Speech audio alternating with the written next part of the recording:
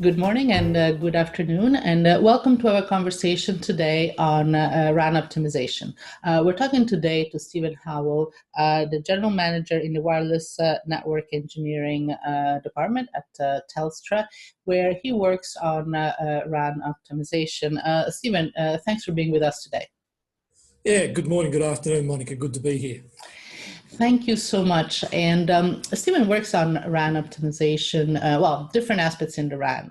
And so he is very familiar with how you optimize how the RAN works. And I would like to ask you, how do you see that the way we optimize the RAN has changed over the last years, as we see that mobile networks are used fundamentally in a fundamentally different way? I guess the biggest thing that I've seen is the need for the optimization engineers and the design engineers to work at a faster and faster pace and to work on more and more cells or sites. And this has really meant that we've had to have a big increase in the amount of tools and the sophistication of those tools that we use. And also probably get to more of a streamlined set of processes that are used in the optimization and design of the cells. So it's really been a big investigation and very big development in the industry in these tools that can automatically do some of the sort of most difficult, most mundane, and sort of the jobs and processes that took most of the time for the engineers. And so I guess some of the things we're looking there are some of the biggest things have been SON. So for me, probably the biggest advancement we've seen in recent networks has been the automatic neighbour relationship generation. That used to take a very long time to do for engineers, especially between networks. I know when we introduced our 3G network and we had to do the handover relationships back to 2G, it was a very big job.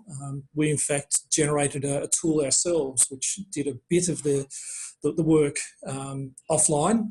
It wasn't an online tool. It was offline. You take your 3G network and your 4G and your 2G network and plan it into this tool that would generate some of the relationships. But, coming along now with the new ANR feature that we see, the automatic neighbour relationships generation, it was quite an eye-opener when we first saw it in our 4G trials, that the way it worked, seamlessly worked and worked so quickly. We were quite surprised. And I think that automation coming along, which we've been calling SON, is really the key to some of the savings that we've been able to make in just getting the engineers to work on more cells.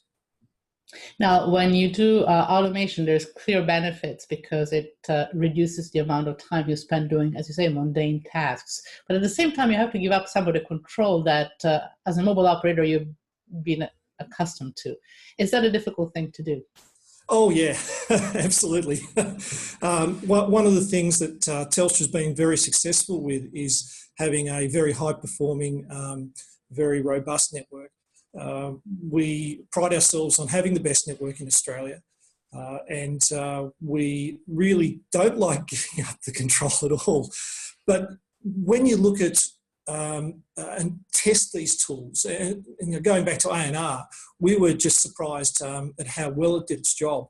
In fact, after we'd determined how it was working and able to test it, we could see that it was actually doing a better job than the engineers themselves. There are pluses and minuses. You do have to manage some of how the ANR works, some of how these other tools work. So it's a different way of working. You set the rules and then you check to make sure the rules are being acted on properly. But these tools with PCI planning, ANR planning, and hopefully soon we might get to tools which allow us to determine where small cells are best used. Telstra's been doing small cells for many years. We actually introduced the first ones in amps many, many years ago. And we've been working through small cells and GSM. We haven't done many in 3G. 3G was a bit of a problem. We couldn't set them up the way we did in 2G on separate frequencies. But they seem to have really come a long way, and moving into small cells for 4G looks like a good thing. But we do need the tools now which allow the engineers to automatically determine where these small cells are needed. And there's certainly a lot of companies that are working on those sorts of tools.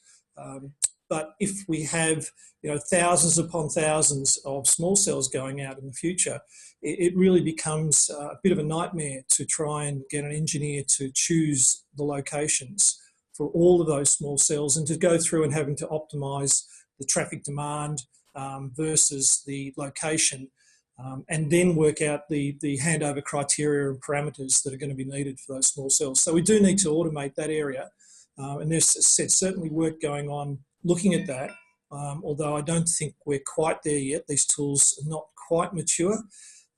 There are some very high demands being placed on those tools, and I think we'll get there. It's just going to take a while. And that's quite interesting, because with small cells, as you say, you have so many more elements in your network that you have to keep track of. And also they work at different layers. So before, you might have different technologies, but they were sort of parallel to each other. Now with the small cells, you have the macro and the small cell layer in the same location, effectively using the same spectrum, and you have to manage interference if you're using co-channel deployments. So that sort of changes not only the size, the size of the optimization because of the many of the elements, but also how you do it. Can you comment a little bit about what are the challenges, and what do you see coming up there? Look, the key to putting in small cells is really fairly basic to start off with. You've got to get the location of them right. We've shown, I think, in our network when we did 3G, we put out our 3G small cells on the same raster in the same locations as we did with 2G. But that had some problems. 3G, like 4G, of course, shares frequencies with the small cells and the macros. In 2G, we actually set aside a series of frequencies and ran a different frequency for our small cell layer to our macros. And you didn't have the interference problems. In 3G, the real problem was capture. We found that if you had a very strong macro cell over the top of a small cell, the small cell had an incredibly small radius. I think today this is kind of a well-known effect. There's a lot of simulation that have been done and seen that, hey, you shouldn't put small cells near a high coverage point of the macro. They work better either where they're shadowed from macros or near the edges of macro cells. But when we did our 3G network, what would it be, 10 years ago now, that kind of theory, I guess, wasn't worked through because we'd been working on 2G and didn't realise or didn't have the simulations to prove that this was going to be a problem. But we've proven it in the field. Definitely if you have small cells directly underneath macro cells where the macro cell is booming in, they don't work very well. They don't have a very good capture radius. It can be down to, a few tens of metres. And you really don't get the traffic on them. Whereas in the places where we had them, there wasn't very good macro coverage. They work very, very well. So I think that's the first basic thing. You've got to get these site selection of the small cell right. And if you can put it close to the traffic, if you can put it where it's not being heavily challenged from a macro cell, that's the most important thing. And that's where we need the first, selection of the tools to come in and tell us, this is the location, the best location for your macro, for your small cell, because you've got a large agglomeration of offered traffic in that area, and the macro cell is not serving it all that well. So that's the first thing I'm looking for in some sort of tool to help with the small cells. That's the first challenge. And if you get that right, then the rest of it is actually not that difficult. Some of these special features we see coming along, like ICIC, big cells, comp, those things, they're really to get around the interference. And if you get that first step right, you don't need to rely on these anywhere near as much. So I'm a firm believer in doing your cell planning properly with small cells. And then these tools are not so good, or not so required, I guess. The comp tools or the comp features look interesting. The ICIC, I'm a little bit, not totally convinced. You have to really give up capacity on your macro cell to allow your microcell to use that spectrum, or that time, if you like. But if you can work around that and not have to do that because you've placed your microcell in the right location and you get your handover borders right, then I think that's a better situation. Yeah, so, EICIC, FEICIC, again, they're all just trying to fix up the basic problem that you're giving up capacity on your macro cell to allow your microcell to work a bit better. Comp's good, I think. Extended range, extended coverage range on small cells, again, is increasing your interference problem, and then you're going to have to rely on some of the ICIC type features. So again, I'm not a big fan of trying to do coverage extension on small cells. Again, put them in the right place, put them close to the traffic. You don't need to extend them. They should be able to pick up the traffic around, the offered traffic around, because there's a lot of traffic being offered in that area. Yeah. So basically, you're saying it's better to plan ahead of time so that you avoid the headache later, which is, this is sort of a different. There is also a different school of thought where you just some operators want to just go and put the small cells wherever they want without giving any thought, and then fix the problem later. But that seems like then you have an interference problem, and it's very difficult to manage, right? So yeah, that's exactly what we did at 3G. Mm-hmm. So at 3G, we just put them out on a raster, and some worked really well, some worked very poorly. And even if we had all, which we didn't have in 3G, we didn't have those tools, but if we did have them, it's just patching over the cracks. It's not good sound engineering. As I said, though, the engineers won't have time to do good sound engineering for 10,000 microcells, so we do need to have tools which can enable us to do that. Mm-hmm. Now, one way to go about this is there are actually two ways to address this. One is to move indoors, where you're going to have much less interference and where the users are by and large, or use a different channel so you don't have quick channel interference. Yep. How about those solutions? Yeah, look, okay, so let's deal with different channel first. Mm-hmm. Okay, so different channel, yes, fan of different channel. As I said, we used that at 2G, worked brilliantly. In Melbourne here in the CBD, we carried about half the traffic in Melbourne on small cells in the GSM days, and we had them on a separate frequency layer, worked really well. But of course, you don't get your maximum capacity, and we've done the simulations ourselves. We know that it's better to have microcells on the same frequency if they're properly placed in the cell. So I can see an evolution here that you may want to get out small cells quickly, and you may have some reason where you have hotspots, or you perhaps have poor coverage from your macro layer and you want to use a micro layer to get into the lower layers of buildings, which we've done also. You may want to run microcells out on a separate frequency and then later on try to incorporate them. But there's a lot of work doing that if they're not properly placed in the first stage. So yeah, okay, separate frequencies if you've got the frequency, and a lot of people don't. And you just have to roll them out on the same frequency. Indoor, very big fan of indoor. We do a lot of indoor work, but historically our indoor work's been very expensive, passive IBC, as we call it, in building coverage. So passive systems work very well, but they're not cheap. There's a lot of copper in them and a lot of cabling.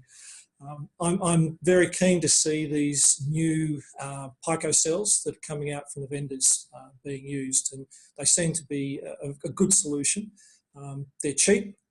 They can be backhauled through Cat6, Cat5e maybe cable over decent distances. Some of them can be routed through routing. Not sure if we want to do that. We'll probably end up putting in a separate system rather than routing them through routers. But certainly they seem to provide good coverage. You can put a few of them onto a floor. We've got floors here where we put between 2 and 4, and they work very, very well. And we capture a lot of traffic through our IBC systems. We'd be capturing 30% of the traffic in our CBD through IBCs, but we do have every building over about 10 stories cabled up today. Now, when you go to indoor, you can use, as you mentioned, passive DAS, you can use active DAS, you can use small cells, and there are different type of small cell topologies.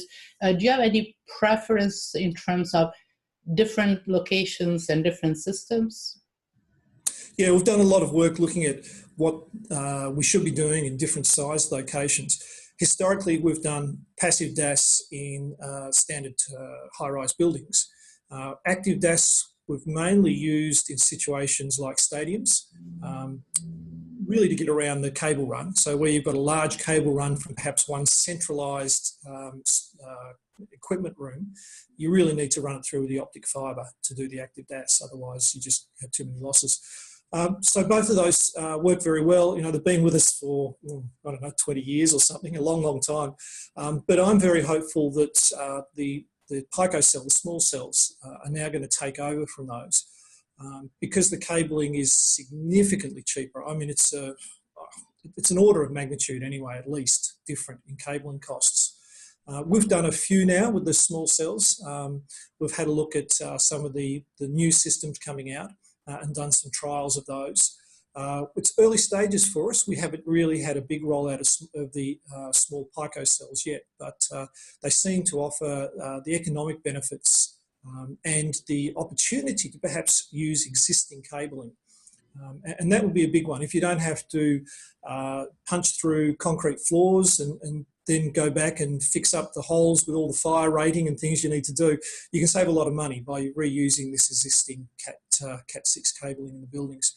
So we're certainly think that's the future moving forward. And it also allows us to hit an area which hasn't been very well covered. We can provide coverage to large buildings, stadiums, etc., and do that viably with the existing technologies. But there's a size of building which is perhaps 2 stories, not that big. It's very difficult to economically provide in-building coverage using active or passive DAS to that sort of building. But looking at using the pico cells or the small cells, you can do that with perhaps 3, 4, maybe 5, couple of pico cells per floor. And that looks really promising for hitting a target market that we haven't been able to viably hit in the past. Yeah. Now let's move on to other types of way to optimize resources you have, and spectrum is clearly one of the ones that it's in short supply. Yes. And carrier aggregation promises to make a better use of spectrum. Have you worked on that? What's your experience to date? Yes, we've been very active on carrier aggregation. In fact, just in the last month, we demonstrated 600 megabits 3CA. We believe that was a world first. So we're quite proud of our history, I guess, with carrier aggregation. We've been doing 2CA for a long time. I guess our first experience goes back to, in fact, 3G, where we had the 42 megabit per second, where we glued again 2 carriers together of 3G. From an engineer's point of view, an optimizing point of view, one of the biggest things there is that you don't need to worry about handing over a mobile between the 2 carriers. They simply sit on one carrier and can use resources out of the second carrier as those resources become available, which makes the whole optimization of the network far simpler. But it also means that your utilization of the carriers is far higher and far better. So we saw this 42 megabit dual carrier HSDPA as being a real solution to the optimization of the network. It was fantastic. And a similar thing happens in 4G. Whenever you get carrier aggregation, you no longer have to worry about trying to place a mobile on the best carrier for them to use. You place them on their primary carrier and they will be allocated resources off the second carrier when and if they need it. So, having all of your carriers in a single pool is really the ultimate way to go. It just makes everything simpler and just frankly, you get far more throughput. I mean, there's a couple of effects that we've shown. First of all, in simulations, you get that simple, better usage of the 2 networks, but there's also an optimization, a second optimization effect that can come in with just the availability to quickly utilize spare resource on the other side, the other carrier. So yes, we see it as a great effect, and it's pushing through to try and get to as many carriers as possible, both from the terminal point of view and from the network point of view. And the target of 5 carriers is certainly hanging out there. And if you have the spectrum to be able to go to 3, 4, 5 carriers, I'd strongly recommend pooling those as soon as possible. Mm-hmm. So, and I guess that, so even with the same throughput, you can get a higher utilization ratio because you're more efficient in how you use whatever capacity you have. But also you should be able to use spectrum bands, which traditionally have not been used much because they were too small or sort of not. So that's an advantage as well, right? Yes, yeah, definitely. I mean, we have 2600 spectrum here, along with 1800 and 700. They're our 3 primary bands. And so we can carrier aggregate those three. But we also have a few smaller blocks of spectrum at 2100 and 900. And whilst they won't be our primary bands to carrier aggregate, if we do get 5 carrier aggregation, we can obviously join those in. And all of a sudden you get a band that you wouldn't want to use, where we only have 10 or 15 megahertz of spectrum. You don't have that full 20. You don't want to park a terminal on those bands because they don't get the full throughput. But if you can just bring in those resources when they're required, you can add to the total capacity. And you don't need to worry about the fact that the terminal is not parked on the optimal carrier. So yeah, it's really useful for amalgamating those less than 20 megahertz carriers. Very, very useful. Mm-hmm. Now, another way to sort of pack more into the spectrum resources is to use broadcast, LTE broadcast. How about that? There's a little bit of mixed feelings out there. It's not. Yeah. Is it going to go anywhere? Yeah, a solution looking for a problem or something. It's it certainly has a long history, of course. I mean, MBMS came out in 3G and never really got much traction. But I think it was before its time. Video has really taken off in a huge way in the last few years. And we've been doing some demonstrations that we've been doing public releases on and telling people about it. We've done 2 demonstrations now at sporting events, one again just recently at our football grand final. And what we've been able to show is an experience which is pretty much instantaneous channel swapping and allows the experience within the stadium to start to replicate your experience you have in your lounge room at home. And this seems to be a big thing for the stadium owners. They would really like to have their customers who are coming in, their people who are watching the football or whatever, to actually be having that video experience as well. So we can do things like multiple angles. So we can download files of the replay, and you can view that from 5, 6, 7 different angles, view the same thing. The latest goal you can see from the umpire's view or something like that. And then you can actually pull across and see perhaps broadcasts from other places. This is, we think, something which might be good at the races. So you can be at one race meet and view what's happening at some of the other race meetings around the country. So as you see, at the moment, it's very much targeted at sporting events. And those are probably, we think, going to be the first uses of this. And certainly the stadium owners are very interested in providing this experience to get that replication of sitting in your own lounge room whilst actually being there at the live event. Further down the track, is there a possibility for LTE-B to go mainstream, I guess you could say? Possibly, but I think it's a while off. Will we see standard broadcast programming coming through LTE-B? Maybe, but you do have to give up some resources in the cell. So there is certainly a trade-off in capacity. And generally what we've found from our simulations and tests is you need to have about 3 people watching the same stream in the same cell to actually get a benefit from LTE-B in the way of capacity. But that's not the only benefit you get, right? So as we said, there are benefits for the viewing experience as well, especially in things like stadiums. But moving into the future, will we use it for broadcast? Possibly. But certainly not in the near future, because those capacity benefits are, I guess, a little bit difficult to get in sort of the broader network. So targeted to start off with, I think, is the way LTE-B is going to be done. But good sort of thing to use in targeted environments.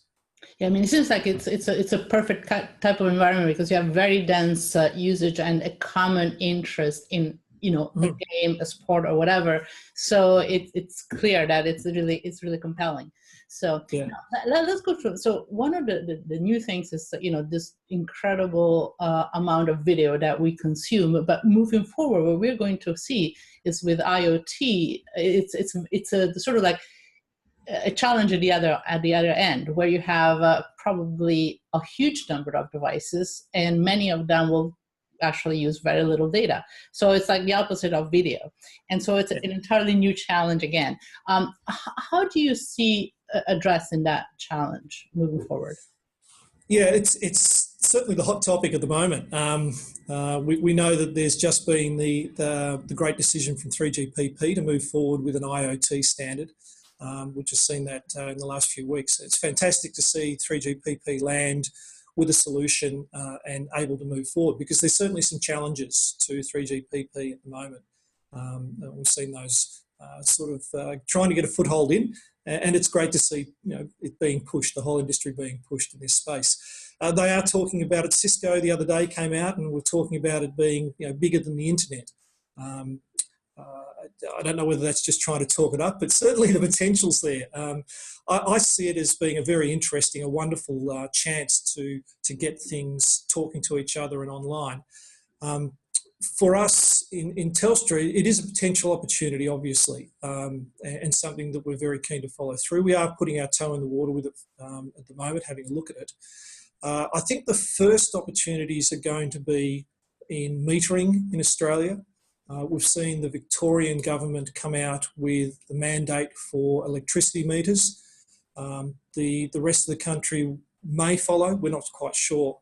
But certainly those electricity meters are out there now. Smart meters are being used with wireless backhaul IoT. I see real benefits really for gas and water metering. Both of those aim to get real, improvements in leakage detection.